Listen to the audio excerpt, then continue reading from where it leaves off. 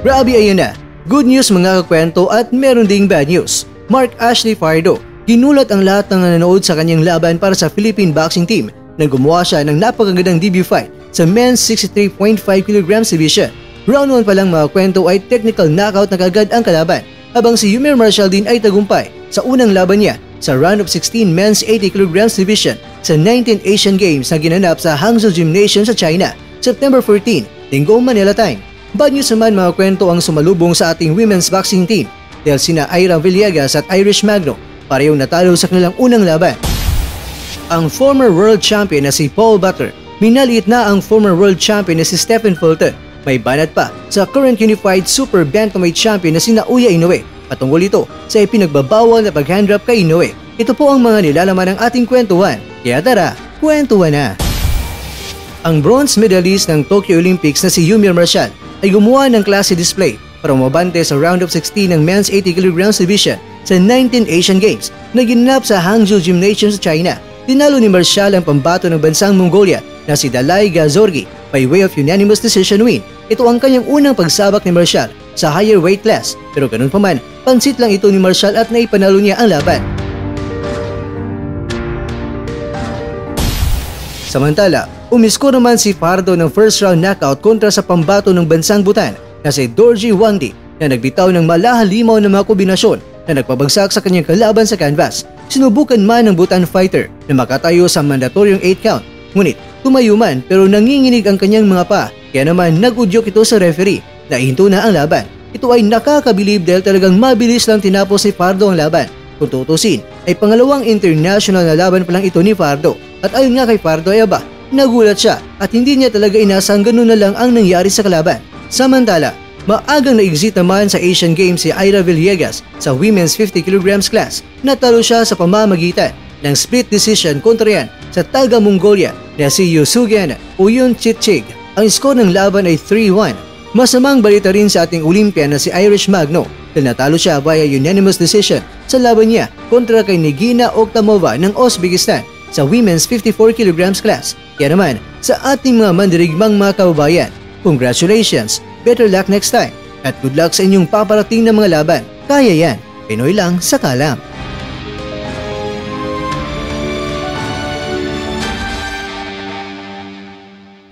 Samantala, binanata naman at tila ba minaliit ni Butler ang kakayahan ni Fulton dahil ang isang pinagbabatayan niya ay umabot pa siya ng mas mabang round kaysa kay Fulton. Nang sila ni Butler at ni Inoue ang nagbakbakan, si Butler ay umabot ng round 11 habang itong si Fulton naman ay round 8 lamang ito kay Inoue. Kaya ayon nga kay Butler, bago pa ang laban ay talagang na-expect siya na talagang isang magandang bakbakan ang kanyang matutungayan dahil alam niya na isang magaling din na boksingero itong si Fulton. May lakas at may bilis din ito sa pakipagbakbakan, pero nagulat na lang siya dahil yun lang pala ang kayang ipakita ni Fulton sa laban. Pero hindi naman ibig sabihin ni Butler na kung sila ni Fulton ang magharap ay aba, easy fight lang ito sa kanya. Pero nang inihambing niya ang laban niya kay Inoue ay syempre mas maganda pa raw ang naipakita niya sa laban at ipinakita lang niya kung gaano siya katibay. Sa laban nila ni Butler at Inoue, ayon kay Butler, napakarami ng inilagay na tape sa kamay ni Inoue, kaya mabuti nga raw kay Fulton dahil naabisuhan na nila bago ang laban, kaya medyo umalma para kay Butler ang team ni Inoue at ingat sila sa paglagay ng maraming tape. At ayon nga kay Butler, hindi tulad niya na binalo talaga ng todo ang kamay ni Inoue. Pero ganun pa man para kay Butler, iba't iba ang mga patakaran sa bawat bansa pagdating sa pag-handrap. Dahil kung hindi bawal ito sa Japan ay nako, napakabawal ito sa United Kingdom.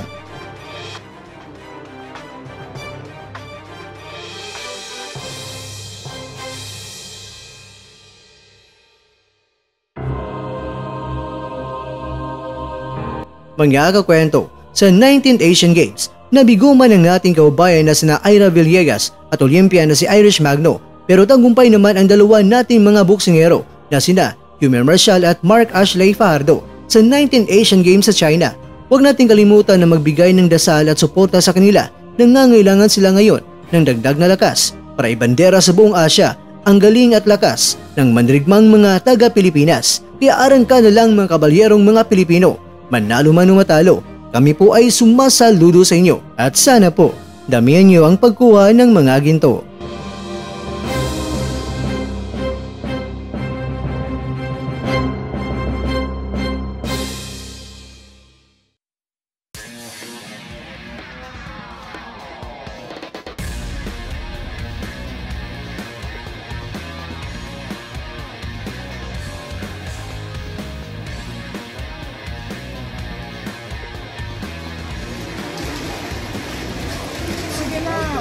What's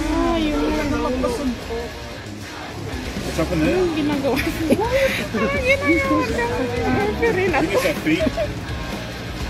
Our toes are touching.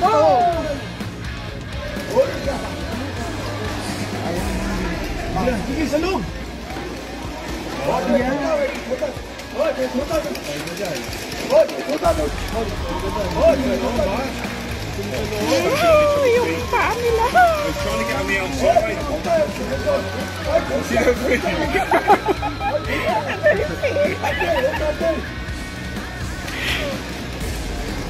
He's standing on his foot, that's why, look.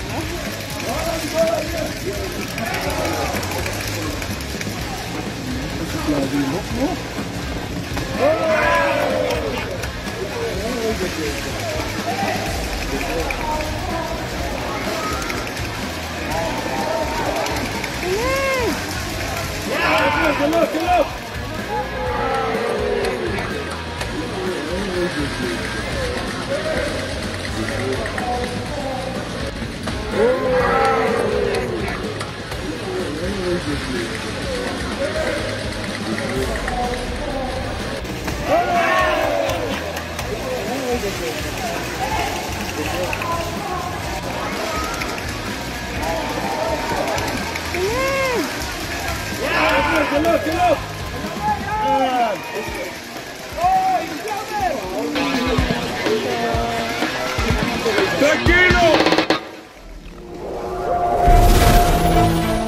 At dyan, nagtatapos ang ating kwento.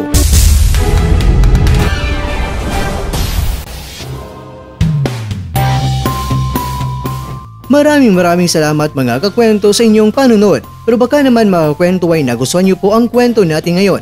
Baka pwede nyo po akong mabigyan dyan ng like, subscribe at pakiclick na rin sa bell button. Pero bago tayo matapos mga kwento ay syempre, shoutout po muna tayo dyan sa ating mga kakwento. Kay kakwentong user, kay kakwentong Alfredo Mabalot, kay kakwentong William Dean. Maraming salamat kakwento. At ikaw kakwentong nanonood ngayon, shoutout sa iyo dyan. Bueno, hanggang dito ang po muna ang ating kwentuhan. At abangan nyo lang po ang ating susunod na video. At dito lang po yan sa isang channel na kung saan maaring ito'y mga kwentong di pa na kwento sa inyo.